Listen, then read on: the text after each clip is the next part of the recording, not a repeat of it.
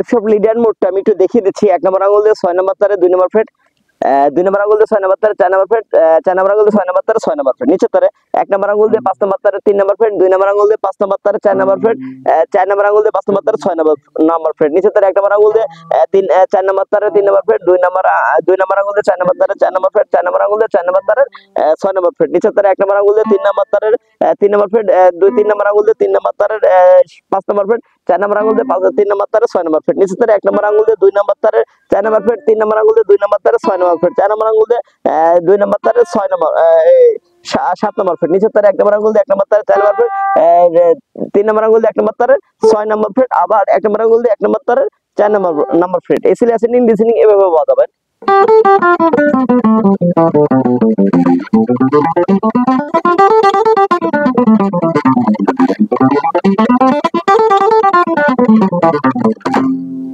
এই ছিল F sharp leader mode. সবাই এই ক্লাসটি ভালোমতো প্র্যাকটিস করবেন, সুস্থ থাকবেন। পূর্বের পরবর্তী ক্লাস দেখার আগ পর্যন্ত সবাই ভালো থাকবেন। ক্লাসটি এখানে শেষ করছি। আল্লাহ হাফেজ।